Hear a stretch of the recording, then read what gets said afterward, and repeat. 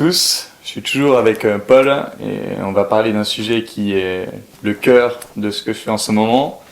C'est donc le bonheur et je voudrais recueillir les trucs qui marchent de Paul et donc de son domaine d'expertise de la PNL sur le bonheur. Alors est-ce que tu pourrais nous donner, je dirais, tes trucs qui marchent les plus forts, les plus puissants, ceux qui te semblent les plus pertinents pour être plus heureux?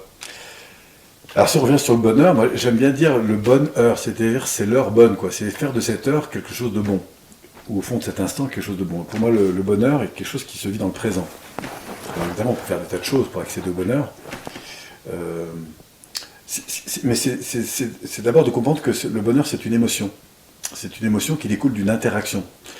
Je peux être entouré de beaucoup d'argent, je peux avoir de belles maisons, de belles voitures, et finalement pas être tant dans le bonheur que ça. Donc la bonne nouvelle, c'est que je peux aussi ne pas avoir grand-chose et accéder à un grand bonheur. Le bonheur, pour moi, c'est une affaire d'interaction, de qualité d'interaction que je peux avoir avec moi-même, avec ma montre, si je l'aime bien, avec toi qui es à côté de moi, avec la nature qui m'entoure, avec les gens qui nous écoutent. Voilà, c'est ça le bonheur. Le bonheur, c'est d'être en conscience de la qualité de ce que je suis en train de partager et de vivre, donc émotionnel, à travers la relation que j'ai. Alors maintenant, pour donner les tas de trucs du bonheur, c'est des choses très simples. C'est d'abord une décision, c'est d'être heureux, c'est une décision, parce que je peux aussi être malheureux si j'en ai le droit, d'ailleurs. Ça, pour moi, c'est très important, c'est de ne pas rentrer dans la culpabilité du fait d'être malheureux. Mais passer dans le bonheur, c'est être plus que faire, c'est-à-dire c'est cette présence, c'est cette conscience de ce qui me porte. Alors c'est par exemple porter mon attention sur des choses qui soient positives, ça c'est la première chose importante, être capable de dire ce que j'apprécie dans ce que je vis maintenant avec toi, dans ce que je partage avec la personne avec qui je vis, dans ce que j'aime dans mon travail, si je suis dans une activité, dans mon sport, et c'est cette faculté d'être conscient de ce qui me porte, ce qui me nourrit chaque jour. Ça pour moi c'est ça le bonheur, ça, c'est la clé à cet instant de conscience de ce que j'aime vivre et éprouver. Ok, comment est-ce que tu peux mettre plus d'attention justement sur ces émotions qui te plaisent? Comment est-ce que tu peux peut-être plus les reconnaître pour plus les développer et plus les... Ça va probablement passer par de l'éveil sensoriel, pour moi.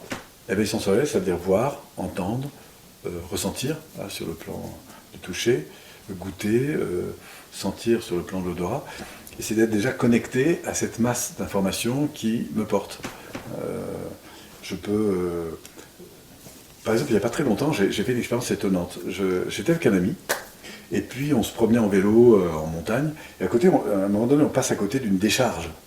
Et je m'arrête là, et je regarde, et d'un air un peu désolé, je dis, mais je comprends pas que des gens puissent comme ça déverser leurs poubelles comme ça sur le truc, c'est vraiment crade. Et puis le gars qui est à côté de moi, il me dit, tiens, regarde Paul. Et puis il m'invite à m'asseoir, il me dit, tiens, regarde, il y avait une espèce de machine à laver pourrie, complètement rouillée. Il me dit, tiens, est-ce que finalement, on ne trouve pas de la beauté là-dedans? Puis il a commencé à partir un peu en délire au début, en disant qu'est-ce qu'on appréciait dans cette décharge, les couleurs, les formes, les trucs. Et au bout d'un moment, c'est vrai que ça formait, même l'odeur qui n'était pas forcément très positive au départ, on dit, mais finalement, qu'est-ce qu'elle a de chouette? Et on est parti dans une espèce de délire, c'est là que je dis un délire, c'était à la fois drôle et en même temps léger, et en même temps, au bout d'un moment, on s'est dit, mais finalement, il y a de la beauté partout, pour autant qu'on aille la chercher. Et c'est ça que je trouve extraordinaire, c'est-à-dire qu'il y a ce qu'on perçoit, et puis il y a la manière dont on l'interprète. Donc être dans le bonheur, c'est faire le choix de faire une interprétation des choses qui éveille cette sensation de bonheur. Et donc de le relever. Il est clair que, encore une fois, si je rentre à la maison et que je communique le bonheur que j'ai d'être avec mes enfants, mon conjoint, ou dans ces beaux fauteuils, dans cette belle alimentation, enfin bref, eh bien je vais le développer. Tout simplement parce que je le souligne, je le regarde. Donc ça, c'est un choix, pour moi, fondamental pour vivre du bonheur. Mais il y a toujours une décision là-dessus, qui est une décision d'être focalisé, d'être dans l'expression de ce qui me porte, et non pas de ce qui ne me porte pas. Et voilà. Et donc, du coup, même si je suis sur la route, qu'il y a un bouchon, que je ne peux pas avancer, que j'aimerais bien arriver à l'heure, je dis, tiens, qu'est-ce qu'il y a? Qu'est-ce que cette situation m'amène à vivre de différent, peut-être que je n'avais pas prévu, et c'est ça le bonheur. Donc, le bonheur, c'est la conséquence d'une manière d'être au monde. J'ai envie de dire qu'il y a des lois qui régissent le bonheur. Et si on se met dans ces justes lois, et bien, du coup, on accède à cette dimension. Ok, donc si je comprends bien, il s'agit d'abord de rechercher, de se mettre dans un état d'esprit où on recherche toutes ces choses qui nous apportent du bonheur, les noter, alors soit dans sa tête, soit limite les noter par écrit, Au pour début, bien en être conscient. Au début, si je demande à une personne, faites l'expérience d'ailleurs, demandez dans votre relation de conjoint, par exemple, quelles sont les 10 choses que vous appréciez vraiment chez la personne que vous... Est-ce que vous êtes capable de les sortir? Si je vous demande, qu'est-ce que vous appréciez, les 10 choses vraiment que vous appréciez vraiment dans votre job, est-ce que vous êtes capable de le nommer? Les 10 choses que vous appréciez vraiment chez vous, est-ce que vous êtes capable de le nommer? Les 10 façons que vous aimez de mobiliser votre corps quand vous faites du sport, etc. Et vous allez voir que la plupart du temps, les gens ne savent pas. Ils arrivent à trouver une chose, 2 choses, 3 choses, 4 choses, et après on s'arrête. Moi j'ai fait des séminaires où on devait lister jusqu'à 500 trucs par demi-journée qui nous portaient. Donc au début on voyait des gros trucs, puis après on savait plus côté. Alors du coup on est allé vers des choses beaucoup plus fines. Le fait de respirer, le fait de pouvoir avaler, le fait de pouvoir ouvrir les yeux, voir de la couleur, le fait de pouvoir entendre ce silence. Enfin bref, et tout d'un coup on s'est rendu compte que c'était absolument infini.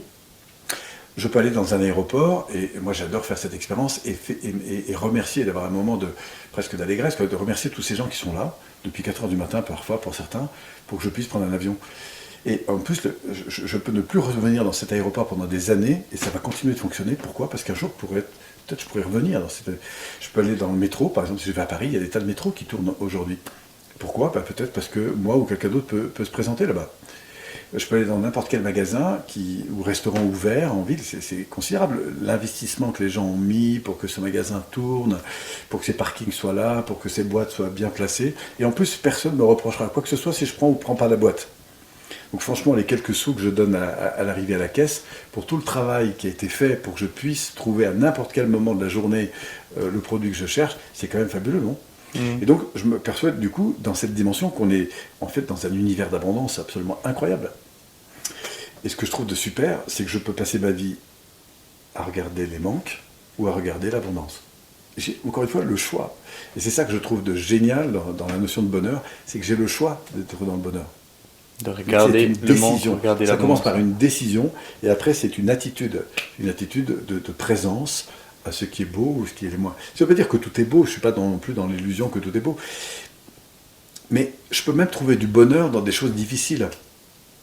Non pas que la chose si par exemple, je sais pas moi, effectivement je perds un proche, par exemple, c'est difficile, c'est lourd, voilà. Mais là-dedans, qu'est-ce que ça révèle d'important, ça, de positif, pour revenir à ce qu'on évoquait avant. Et si je suis focus sur cette question de qu'est-ce que ça révèle de positif, et en quoi je peux apprendre, etc., et bien du coup je peux accéder à du bonheur. Parce que la voie du bonheur, c'est la voie la plus grande de la croissance. Si je veux aider quelqu'un aujourd'hui à avancer dans sa vie, la chose que j'ai à faire, c'est à l'aider, par exemple, s'il veut gagner de meilleures relations, plus d'argent, une meilleure santé. Parce que la chose, pour moi, la plus magnifique qu'on puisse lui faire faire, c'est de le reconnecter à tous ces instants où il s'est senti riche, que ce soit de relations, que ce soit d'énergie, tous ces moments dans sa vie, de lui faire lister tous ces moments, de façon à l'entraîner dans cet état émotionnel qui va générer le plus son intelligence comportementale et relationnelle à vivre ça. Si je me sens porté par la richesse de tout ce qui m'anime, il est clair que quand cette richesse arrive autour de moi, si j'aspire à cette richesse, si j'aime, si j'honore cette richesse, eh bien je vais la traiter avec soin et donc du coup l'enrichir. Si maintenant je me dis, non, de toute façon la richesse c'est pour les autres, même si c'est psychologiquement là-dedans, que je suis fermé quand on parle de richesse, ou que je suis fermé quand on parle de... cette fermeture, elle engendre des tas d'autres relations au monde. Voilà, donc le bonheur, la voie du bonheur, c'est la voie d'excellence de la réussite. Comme disait Yannick Noah, qui m'a beaucoup inspiré pendant des années, c'est que la joie précède la victoire. Et le bonheur, c'est ça. C'est que c'est pas qu'une affaire d'émotion et de qualité de vie présente, c'est que ça a des conséquences dans sa vie, que d'être orienté sur la question du bonheur. Et je remercie, je vais le dire un peu je sais que c'est dur aujourd'hui de dire quand on voit des choses comme on a pu voir à Paris, nos attentats, des choses comme ça, qu'il y a des drames dans ce monde, mais ces drames me révèlent qu'il y a 2 façons de vivre. Soit d'être focus sur ce qui est douloureux, qui nous sépare, qui nous divise, et sur lequel je vais justifier des actes d'agression, d'une manière ou d'une autre, elle peut être verbale, elle peut être... Soit je vais me dire, qu'est-ce que cet événement qui est si douloureux, en fait, me révèle d'important de ma vie. Et moi, je me réalise aujourd'hui que ces événements douloureux, j'ai le choix d'entrer là-dedans, ou j'ai le choix de me dire en quoi peuvent-ils m'aider à grandir, à éveiller, à me sentir plus heureux aujourd'hui. Et j'ai la chance, aujourd'hui, je bénis la vie et le monde Et j'ai énormément évidemment de gratitude pour tout ce que le monde m'offre. Et c'est ça qui me génère du bonheur. C'est pas, voilà, c'est pas l'argent que j'ai, ou même le métier que je fais, bon, il est à ma source de gratification, de choses comme ça, mais c'est le bonheur de partager ce qu'on partage. C'est ça qui fait le bonheur d'une vie. Mm. Voilà, donc je reviendrai sur une décision, et une prise de conscience des éléments qui éveillent, qui me permettent de sentir ce bonheur. Ouais, et 3, du coup, dans ce que tu décris, une automatisation, dans le sens qu'après ça devient naturel Voilà. et presque sans effort, j'ai l'impression, à part pour des événements forts, et encore, j'ai l'impression que dans ce que tu décris, ça devient presque naturel. Oui, c'est-à-dire qu'il n'y a pas plus naturel qu'un comportement automatisé. Donc c'est vraiment une vigilance qui fait qu'après ça devient naturel. Et parfois c'est pas tout le temps comme ça. Je peux être en voiture, avoir un rendez-vous important pour une formation, avec des amis, quoi que ce soit, et puis d'un coup avoir un pneu qui crève, quoi. Donc du coup ça va perturber tout ce que j'avais prévu. Et là du coup je vais rentrer dans l'univers du manque.